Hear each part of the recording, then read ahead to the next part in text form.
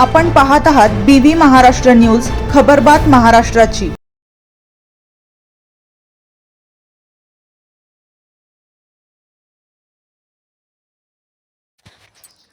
वटार येथील अंगणवाडीत हळदी कुंकूचा कार्यक्रम उत्साहात साजरा।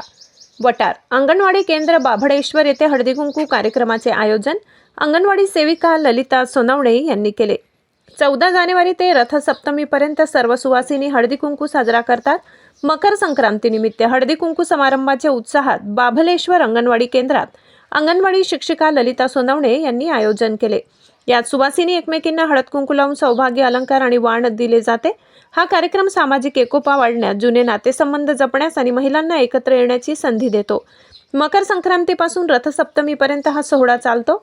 महिलांमध्ये आदिशक्तीचे रूप पाहून त्यांना हळद कुंकू लावले जाते, जे सौभाग्य आणि पतीच्या दीर्घायुष्यासाठी कामना म्हणून केले जाते। महिला एकमेकींना वाण म्हणून घरातील वस्तू तीळ, गुळ, बोरं, ऊस, हरभरे अशा वस्तू देतात, ज्या थंडीच्या दिवसात आरोग्यासाठी उपयुक्त असतात। महिला पारंपरिक वेशात येतात आणि एकमेकींशी संवाद साधतात। या उपक्रमामुळे महिलांच्या दैनंदिन जीवनातील ताण कमी होऊन सामाजिक बंध घट्ट होण्यास मदत होते। कार्यक्रमाला अंगणवाडी कार्यक्षेत्रातील महिला वर्ग, अंगणवाडीतील बालकांच्या मातांना बोलावण्यात आले। सूत्रसंचालन ललिता सोनवणे यांनी तर बाभळेश्वर मदतनीस वर्षा खेरनार यांनी आभार मानले। महिला वर्गाला हळदी कुंकू लावून स्टील वाटी भेटवस्तू म्हणून दिली। तिळगुळ घ्या, गोड गोड बोला असे सांगत हळदी कुंकू समारंभ साजरा केला।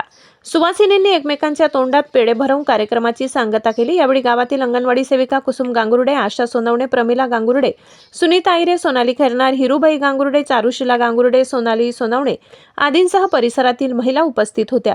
BV न्यूज महाराष्ट्रासाठी सहसंपादक मनोज बागुल।